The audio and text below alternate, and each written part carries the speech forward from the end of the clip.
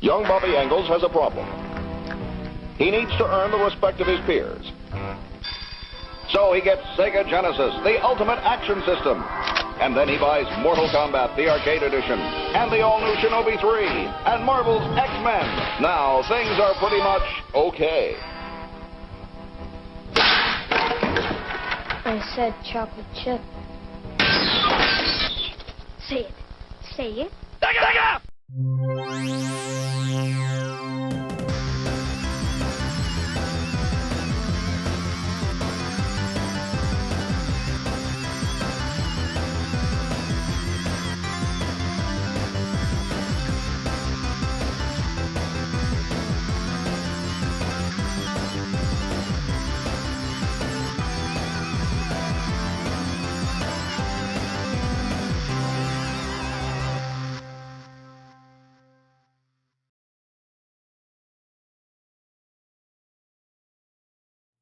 25 years ago, the Sega Genesis was launched in North America.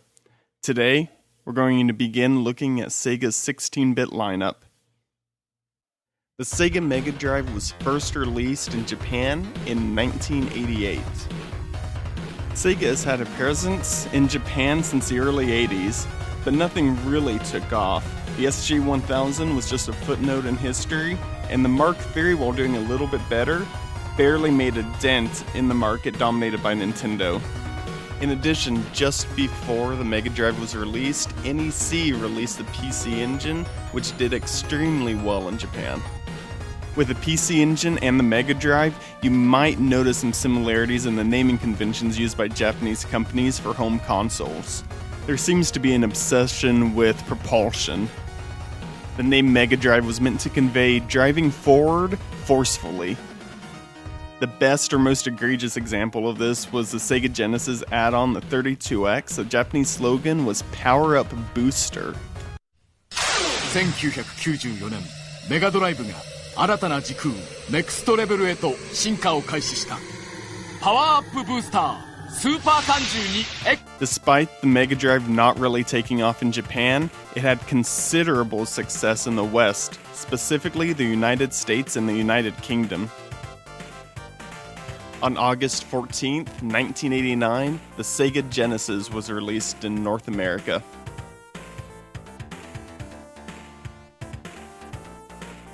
Much like Japan, the United States branch of Sega really didn't see success in the 1980s against Nintendo. But they made a move to change this, making Sega the system for the 1990s, even launching the Sega Genesis just 2 weeks before Super Mario Bros. 3 debuted on the Nintendo Entertainment System. To ensure the success, especially coming off the dismal sales of the Sega Master System, Sega decided to take matters into their own hands and take the distribution rights away from Tonka and just do it themselves.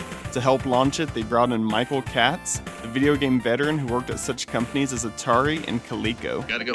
Hey, guy, you're the first serious gamer I've seen all morning. Check this out. Brand new 16-bit Super Nintendo with Super Mario World. Wow! Oh, what's this one? Oh, this is Sonic the Hedgehog from Sega Genesis. Hey, look at these radical colors, huh? Wow, Sonic's fast, too. No, over here. I like Genesis, and it costs a lot less. Wait, kid, that game I'll there. take Sonic and Genesis. I knew that. Sonic the Hedgehog. More action, more speed. Sega Genesis. It's a whole lot more for less. The Sega Genesis did not come out of the gates running. It sold far less than its projected goal of 1 million units in its first year. But during Michael Katz's time at Sega, he laid a solid foundation for taking on Nintendo. To help break Nintendo's stranglehold on the third parties, he brought in celebrity endorsements, signing them for all of the sports games and even bringing in Michael Jackson. But what's arguably his biggest legacy is competitive advertising, something he did way back even in the ColecoVision days.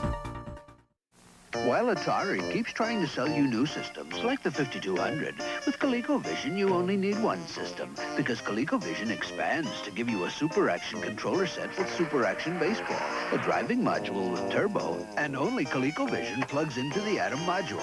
Sorry, Atari. For Sega, Cats utilized the slogan, Genesis does what Nintendo don't. Who does the first ever 8-meg game, the ultimate in gameplay, voted game of the year? Genesis does. Who does the third generation of the hot arcade hit Shinobi and lifelike 16-bit graphics? Genesis Does. Genesis Does. Genesis Does. Genesis Does. Genesis does. Who gives you 2 stereo speakers free so you hear the great stereo sound of Genesis? Genesis does. Just buy any 3 Sega Genesis brand games before March and get 2 stereo speakers free. Sega of Japan frowned on Cats' use of competitive advertising. That combined with the Genesis' lackluster sales and Cats' enormous spending on celebrity endorsements led to his tenure at Sega being approximately 1 year. But ultimately it was Cats' work that defined how Sega marketed their consoles in the 1990s. Once Tom Kalinske came in, he took the same groundwork of competitive advertising and just added a little bit of attitude. And this level of marketing was exactly what Sega needed at that time. Whenever the Sega Genesis was launched, it came packed with Altered Beast. Now, this was a decent game, but it definitely alienated a lot of people. Middle America sometimes viewed it as satanic, and it definitely isolated the younger gamers and skewed the Genesis to an older crowd. Sega also targeted this older demographic by declaring the Sega Genesis the arcade experience at home, something Nintendo's 8-bit machine was no longer able to do. David wanted the real arcade games at home, so he got them. Mike Rogers wanted them too, but he got a Genesis system by Sega. Why? Check it out. Arcade screen left, Genesis screen right. If they look the same, you've answered correctly. Besides, Genesis has real-life action in sports games, flying games, and adventure games. The hottest library going. So if you want real arcade action, there's only 2 ways to get it. Dave, we got your golden axe. Or get Genesis by Sega. We bring the arcade experience home. Now that advertisement saying that you can't tell the difference between the Genesis and the arcade screens is completely false, but in a world dominated by 8-bit consoles, it was the closest you could get. With the marketing techniques mixed with a library of fantastic games, Sega made a console which lasted approximately 1 decade. The console went all the way to 1998 with the Majesco re-release. This brought it right up to the Dreamcast launch.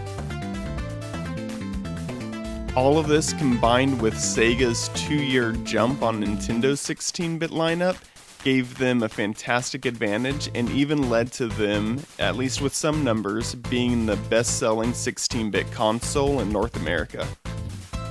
I will continue going over some of the history of the Genesis itself as we approach it with the games, but this sets the stage for our next video, Altered Beast. If you enjoyed this video, be sure to click the subscribe button below. Also, check out the Sega Nerdcast. And I'll see you in a few weeks with our next video, Altered Beast.